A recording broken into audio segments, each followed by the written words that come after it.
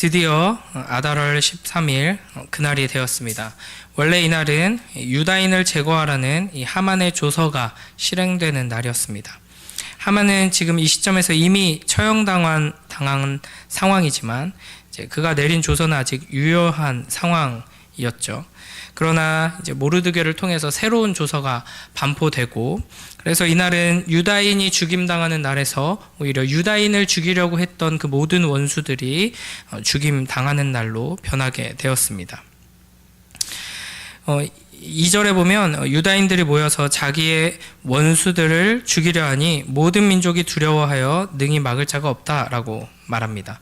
또 3절에서는 모든 관리들과 권력자들이 모르드게를 두려워하여 유다인을 도왔다고 말합니다.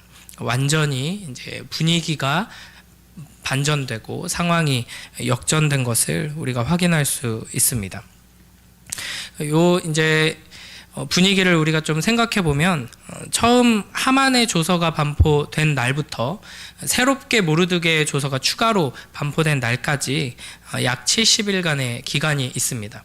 그리고 나서 또 이제 실제로 실행될 때까지의 기간이 있죠. 앞에 하만의 조서가 이렇게 반포되고 이제 유다인들을 미워하는 모든 이들이 얼마만 기다리면 이제 유다인들을 마음껏 죽일 수 있는 날이 오는구나라고 이제 생각하면서 좋아할 때, 이제 그 기간 동안 이제 이 유다인들이 어떤 심정이고 어떤 일을 겪었는가를 우리가 생각해 보면 정말 상상하기 어려운 끔찍한 시간이었을 것입니다. 마치 사형 집행 날짜를 이미 받아놓고 그 날이 올 때까지 인간 취급받지 못한 채 조롱당하고 무시당하고 온갖 괴롭힘을 당하는 사형수와 같이 아주 끔찍한 시간을 보냈을 것입니다. 그래서 아마도 하나님이 우리를 완전히 버리셨구나 라고 하나님을 원망하거나 하나님이 어디 계신가 하면서 절망했기 쉽습니다.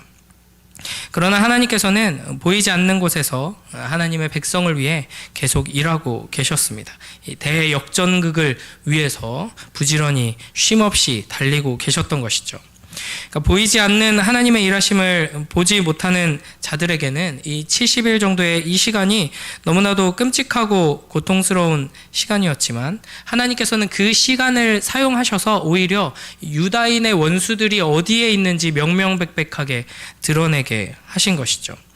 그래서 이 새로운 조서가 반포되고 이제 역전이 되어서 유다인들을 죽이려 했던 원수들을 모두 처리할 때 그 원수들이 어디에 있는지 아주 잘 나타나도록 하셨습니다. 우리는 이 세상에 가득한 죄악과 부조리함, 또 부패하고 타락한 권력자들로 인해서 힘들어하고 슬퍼합니다. 답답해하고 분노하기도 하죠. 해결되지 않는 이 전쟁과 기근과 온갖 끔찍한 범죄들, 깊어만 가는 사회적인 갈등과 여러 불평등의 문제들, 그 앞에서 하나님께서는 왜 우리의 기도를 들어주시지 않는 걸까? 하나님께서는 왜 속히 이 땅의 회복과 하나님의 영광을 드러내는 그날을 주지 않으시는 걸까? 이렇게 원망하기도 하고 두려움에 빠지기도 합니다. 그러나 우리는 어떤 상황 속에서도 믿음의 눈을 들어서 이 모든 역사를 주관하고 계시는 여호와 하나님의 그 능력의 손을, 다스리시는 손을 볼 수 있어야 할 것입니다. 하나님께서는 결코 이 악한 세대를 그냥 내버려 두지 않으시고 심판하실 것이고 놀랍게 역전시키실 것이고 결국에는 온전하게 회복시키고 완성하실 것입니다. 이 시대의 부패와 타락의 현실과 여러 가지 문제들, 또 우리의 개인적인 여러 가지 문제와 어려움들이 때로는 하나님의 부재처럼 느껴질 때가 많지만, 하나님께서는 이 시간들을 통하여서 오히려 이 세상에 가득한 악들을 분명하게 드러내실 것입니다. 그리고 이제 그 죄악이 관영하면, 가득 차면, 심판의 때가 되면 하나님께서 공의롭게 심판하시는 것이죠. 하나님의 때는 실수가 없다, 하나님께서는 분명하게 공의로운 심판을 완성하신다 하는 것을 확실하게 믿고, 그 어떤 핍박과 원수들의 조롱과 공격에도 흔들리지 않고 역전의 그날을 바라보며 믿음을 지켜나가는 우리 모두가 되길 주님의 이름으로 축복합니다. 5절에서는 이렇게 말씀하시죠. 우리 5절 함께 읽겠습니다. 시작. 유다인이 칼로 그 모든 대적들을 쳐서 도륙하고 진멸하고 자기를 미워하는 자에게 마음대로 행하고 아멘. 여기서 너무 무서운 단어들이 많이 등장합니다. 칼부터 무서운데 이제 도륙하고 진멸하고, 그리고 이제 이런 단어에 이어서 자기를 미워하는 자에게 마음대로 행한다고 하니까 이제 엄청 이제 잔인하게 막 살인을 저지른 이런 모습이 좀 떠올려지긴 하는데요. 여기서 이제 자기를 미워하는 자에게, 이 원수에게 마음대로 행했다라는 것은 어떤 이제 권력자들, 관리들의 어떤 방해를 받지 않고 모르드게를 통해서 새롭게 반포된 조서에 힘입어서, 그리고 그 역전의 상황으로 인하여서 이제 모든 왕의 신하들과 권력자들, 지방 관리들이 다 두려워하고 이제 유다인이 되고자 하고 유다인의 편에 서고 하는 분위기가 되었잖아요. 이제 그런 상황 속에서 방해를 받지 않았다라는 것입니다. 이어지는 7절부터 9절에서는 유다인이 죽인 하만의 10 아들의 이름이 기록되어 있고요. 또 이어지는 11절부터 14절에 보면은 이제 당일에 도성 수산에서 왕이 보고를 받습니다. 그런데 왕은 에스더에게 더 원하는 것이 있으면 무엇이든 말하라 라고 하죠. 지금 자기 백성들이 모든 지역에서 학살당한 끔찍한 일이 벌어진 날입니다. 그런데 왕은 별로 개의치 않는 것처럼 보입니다. 오히려 나의 이 도장이 얼마나 강력한 힘을 가지고 있는지 잘 보여지니까 어떤 자기 권력의 효능감 때문에 기뻐하면서, 봐라, 네가 원하는 대로 잘 됐지, 뭐 더 원하는 거 없어? 하면서 이제 에스더에게 질문하고 있는 것이죠. 그러니까 이 왕을 통해서 우리는 계속해서 이 세상 권력의 무자비함, 세상 권력을 가진 악한 자의 모습을 보게 됩니다. 그리고 또 하나님께서는 이런 악하고 무자비한 권력자를 통해서 하나님의 일을 행하시고 하나님의 뜻을 이루어 가신다 하는 것을 보게 되는 것이죠.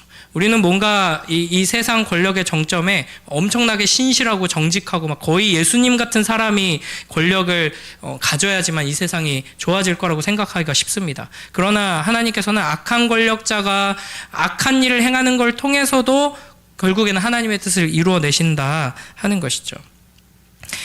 이 왕의 이제 질문에 에스더는 이 수산의 한정에서, 수도의 한정에서 이 조서의 효력을 하루 더 연장해 달라고 요청합니다. 근데 이전처럼 막 미사여구를 잔뜩 붙여서 이야기하지 않고 담백하게 왕이 만일 좋게 여기시면 이라고 말합니다. 아마 왕이 기분이 좋았던 것 같아요. 나의 권력이 이렇게 우리 제국 안에 있는 한 민족을 도장 하나로 몰살시킬 이 나의 권력, 얼마나 위대한가. 그런 기분 좋은 상황이기 때문에 왕이 쿨하게 오케이, 하루 연장, 이렇게 답합니다. 그래서 15절부터 19절에 보면 13일에는 수산에서 500명이 죽고 또 다른 지방에서는 7만 5천 명이 죽었습니다. 그리고 연장된 14일에는 수산에서 추가로 300명을 죽였습니다. 그러니까 유다인의 원수를 뿌리까지 뽑은 것이죠. 이에 수산에 사는 유다인들은 15일에 잔치를 즐겼고 지방에 사는 유다인들은 하루만 이 학살이 진행됐기 때문에 14일에 잔치를 베풀고 서로 예물을 주었다라고 되어 있습니다. 이렇게 잔치를 벌이고 기뻐하는 모습으로 오늘 우리가 읽은 본문이 마무리되게 됩니다. 수산에서 첫날 500명, 둘째 날 300명, 총 800명이 죽었고요. 전국에서는 7만 5천 명이 죽은 것, 이 숫자가 모두 합해지는 7만 5,800명이 학살당한 이 날, 유다인들에게는 원수를 진멸한 기쁨의 날이죠. 자신들을 죽이려고 눈앞에서 칼을 갈며 조롱하고 비웃던 이들에게 회심의 반격을 날린 날이고요. 그냥 작은 원수가 아니라 조상 대대로 하나님과의 원수였던 이들을 몰살시킨 날입니다. 그러나 제3자의 입장에서 보면 너무나도 끔찍한 학살의 날이죠. 피비린내와 비명소리와 울음소리가 가득한 끔찍한 날입니다. 이런 장면들로 인해서 많은 사람들이 구약의 하나님을 무자비한 사륙의 신이다, 학살의 신이다라고 이제 손가락질하기도 합니다. 그러나 우리는 이 장면을 단순히 한 민족이 한 민족을 대적해 싸우는 이야기로 봐서는 안 됩니다. 하나님께서는 지금 이 유다인을 통해서 하나님의 원수를 처리하신 겁니다. 그러니까 이 세상의 유일한 주권자이신 여호와 하나님께서 공의로운 심판을 유다를 통해서, 그리고 이 제국의 왕과 여러 가지 세부적인 상황들을 주관하셔서 이제 심판하신 것이죠. 구약에서는 이것을 여호와의 전쟁, 진멸 전쟁이라고 합니다. 하나님께서 이스라엘을 가나안 땅에 이제 들여보내시면서 이스라엘을 통해서 가나안 민족을 정복하게 하시는데, 그때 너희 들어가가지고 거기에 있는 권력자들과 먼저 잘 접선해서 최대한 피 흘리지 않고 외교적으로 잘 해결해봐라. 나는 평화의 하나님이고 사랑의 하나님이다. 이렇게 하지 않으시고요. 드디어 가나안 땅 민족들의 죄가 가득 찼다. 심판의 때가 왔다. 너희가 가서 모든 생명을 다 진멸시켜라 라고 명령하십니다. 그러니까 이 이스라엘의 하나님이 아주 잔인한 분이시기 때문에가 아니라 주권자이시고 심판해 주시기 때문에 심판을 행하시는데 이스라엘을 통해서 행하시는 것이죠. 그래서 지금 오늘 에스더서에서 보는 이 장면 또한 단순히 끔찍한 학살의 장면이 아니라 하나님의 심판이 이루어지는 장면입니다. 끔찍하긴 끔찍하죠. 이거를 이제 하나님께서 허락하신 일이라고 해서 피비린내 나는 이 장면을 우리가 19금 처리하지 않고 그냥 평화로운 장면처럼 봐서는 안 됩니다. 매우 끔찍하고 소름 끼치는 장면인데, 이걸 통해서 공의로우신 하나님의 심판이 얼마나 무서운가를 우리는 알아야 하는 것이죠. 그래서 이걸 이제 우리가 어떻게 확인할 수 있는가? 10절 뒷부분에 보면 그들의 재산에는 손을 대지 아니하였더라 라고 되어 있죠. 15절 뒷부분에도 그들의 재산에는 손을 대지 아니하였고 되어 있습니다. 16절 뒷부분에도 그들의 재산에는 손을 대지 아니하였더라 라고 되어 있습니다. 일반적으로 그냥 원수를 갚는 일이었다면 가장 큰 복수는 그들의 생명을 빼앗을 뿐 아니라 그들이 가지고 있던 모든 권력과 재산을 빼앗는 거죠. 사실 이 세상에서 이루어지는 모든 분쟁과 전쟁, 특히 이제 고대 사회의 이런 전쟁의 핵심은 재산을 빼앗는 것, 전리품을 취하는 것입니다. 그러나 유다인들은 이 아말렉을 멸절시키면서 이상하게도 재산에는 손을 대지 않습니다. 이것이 단순히 자신의 원수를 갚는 것이 아니라 하나님의 원수를 향한 공의로우신 하나님의 심판을 시행하는 것이기 때문입니다. 여호와 하나님의 전쟁, 거룩한 진멸 전쟁이었던 것이죠. 에스더서 시작부터 이 아말렉은 악의 세력이고 하나님의 원수, 하나님 백성들의 원수라는 것을 이 하만을 통해서 계속 강조합니다. 하만이 이 사울 시대 아말렉 왕 아각의 후손인 아각 사람이다 하는 것을 이제 반복해서 소개하면서 강조하는 것이죠. 그런데 이 사무엘상 15장에서 사울 왕이 이 아각을 향한 하나님의 심판을 수행하도록 부름받았는데 거기서 실패했고, 그로 인해서 지금 이 에스더서에 이런 여러 가지 이야기들이 벌어진다 하는 것을 에스더서를 시작하면서 나타냈고요. 결국에는 그 하나님의 심판이 시행된다 하는 것을 우리가 확인하게 되는 것입니다. 그렇다면 우리는 이 끔찍한 학살의 장면을 통해 어떤 교훈을 얻고 어떤 결단으로 나아가야 하는가? 우리도 하나님의 원수들이 이제 우리의 손에 이제 죽어나가는 그날을 꿈꾸면서 어떻게든 막 이 세상에 가득한 악한 이들, 하나님을 대적하는 이들, 막 이단들, 타종교인들, 막 무신론자들, 내가 이제 칼을 갈리, 우리나라도 빨리 총기 합법화가 돼서 게임으로 막 사격 연습하다가 그날이 되면 내가 다 쏴 죽이고 막 피비린내 나는 영광의 날, 그렇게 하라는 게 당연히 아니잖아요. 여기서 우리가 착각하지 말아야 할 게, 우리는 유다인이고 저들은 아말렉이다 이렇게 생각하기가 쉽습니다. 그러나 사실 여기 이 장면 안에서만 봐도 유다인이랑 아말렉인이랑 공의로우신 하나님 앞에서 차이가 있나요? 사실 없습니다. 다 하나님 앞에서 신실하게 서 있던 민족, 신실하게 선 사람은 없습니다. 그럼에도 불구하고 하나님께서는 유다인을 선택해 주셨고 그 언약 안에서 하나님의 백성 삼아 주신 것이죠. 그리고 그 자격 없는 유다인을 통하여서 하나님의 공의로운 심판이 이루어지게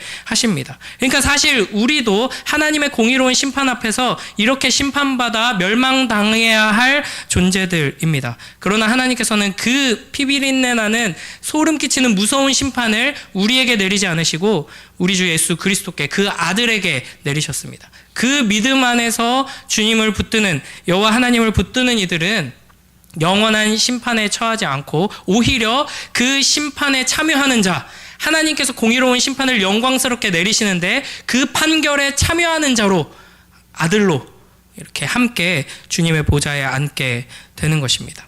그러므로 우리는 이제 어떻게 해야 하는가?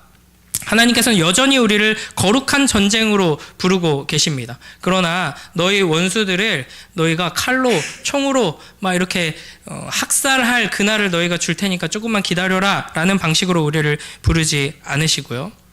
우리 안에 있는 이 죄와 먼저 싸우게 우리를 부르십니다. 이 시대를 사는 우리는 원수를 진멸하는 혈과 육의 싸움이 아니라 십자가의 사랑으로 승리하는 영적 전쟁으로 부름받고 있는 것이죠. 그래서 사도 바울은 우리의 씨름은 혈과 육에 대한 것이 아니오 정사와 권세와 이 어두움의 세상 주관자들과 하늘에 있는 악의 영들에 대함이라 라고 말합니다. 영원한 하나님 나라, 거룩한 하나님 백성을 위한 이 전쟁에서 지지 않기 위해 전신갑주를 입으라라고 말씀하시죠. 그러니까 싸움이 끝난 것은 아닙니다. 여전히 우리는 치열한 영적 전투의 자리로 부름받고 있습니다. 그러나 그 싸움의 방향이 이제는 세상적인 방식으로 나아가는 것이 아니라 이 죄와 싸우는 방식으로 나타나게 되는 것이죠. 그래서 그 예수님께서는 예수님을 영접하지 않는 사마리아 마을에 하늘에서 불을 내리고 싶어 했던 그 야고보와 요한을 책망하시죠. 예수님께서는 제자들은 그렇게 한동안 착각했지만 이런 식의 거룩한 전쟁이 이제 우리의 소명이 아니라는 것을 분명히 가르치셨습니다. 우리는 검을 들고 이제 믿지 않는 이들을 개종시키거나 죽이는 전쟁을 수행해서는 안 됩니다. 지금은 이제 회개의 시간이고 은혜의 해다라는 것을 우리가 기억해야 하는 것이죠. 그러므로 우리는 이 하나님을 대적하는 이들이 얼마나 심각한 죄이며 결국에는 이 세상이 하나님의 손 안에 없는 것처럼 보일 때가 많지만 결국에는 하나님께서 완벽하게 역전시키셔서 심판을 이루시고 하나님의 백성들을 신원하실 것이다 하는 믿음 안에서, 그리고 우리가 그 심판에서 하나님의 자녀로 구원받았다 하는 그 감사 안에서 이 영적 전쟁의 자리로 나아가야 하는 것이죠. 이 거룩한 전쟁은 이 은혜의 시간 동안 잠시 연기되어 있습니다. 그러므로 우리는 더욱 절박한 심정으로 원수들을 향해 복음을 전하며 사랑으로 다가가야 할 것입니다. 이 하만의 조서 이후에 모르드게의 새로운 조서가 이제 추가로 반포되고 실제로 실행될 때까지의 기간 동안에는 충분히 이 유다인들을 죽이려고 했던, 그리고 너넨 이제 죽은 목숨이야 하면서 눈앞에서 칼 갈면서 조롱하고 괴롭혔던 그들도 회개하고 돌아올 시간이 있었습니다. 우리가 그 시간 가운데 살고 있다는 것을 기억하며 우리에게 주신 그 은혜로, 복음으로 이 거룩한 전쟁에서 승리하여서 하나님께로 모든 원수들이 돌아와 엎드리도록 사랑으로 승리하는 복된 우리 모두가 되길 주님의 이름으로 축복합니다. 기도하겠습니다.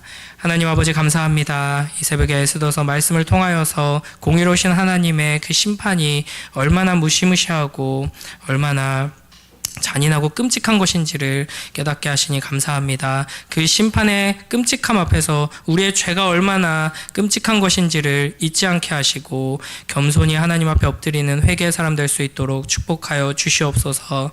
그 심판받아 마땅한 우리를 아버지 하나님 예수 그리스도를 통해 구원하여 주시니 감사합니다. 그 구원의 은혜로 감사하며 감격하며 아버지 하나님이 영적인 전쟁에서 승리하여 사랑으로 주님의 영광을 나타낼 수 있도록 우리를 축복하여 주시옵소서. 감사드리며 예수님 이름으로 기도드립니다.